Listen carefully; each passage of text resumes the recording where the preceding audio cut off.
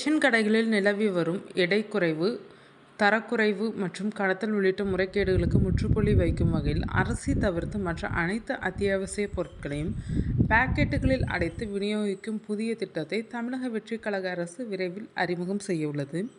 தமிழகத்தில் நியாய விலைக் கடைகள் மூலம் வழங்கப்படும் பொருட்களில் சில நேரங்களில் எடை குறைவு கலப்படம் செய்யப்படுவதாகவும், தரமற்ற பொருட்கள் விநியோகிக்கப்படுவதாகவும் பொதுமக்கள் தரப்பில் தொடர் புகார்கள் எழுந்து வந்தனர்.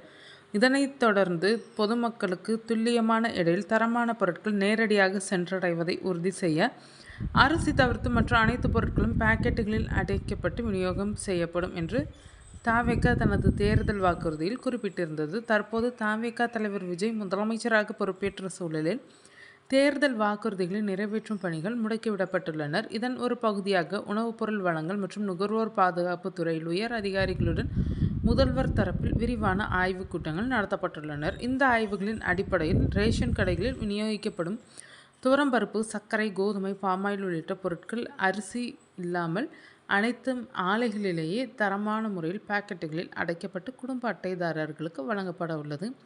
இத்திட்டத்தை மாநிலம் முழுவதும் போர்க்கால அடிப்படையில் செயல்படுத்துவதற்கான அதிகாரப்பூர்வ அரசாணை மற்றும் முக்கிய அறிவிப்புகள் முதல்வர் விஜய் தலைமையில் விரைவில் வெளியாகும் என தலைமை செயலக வட்டாரங்கள் தெரிவிக்கின்றனர்.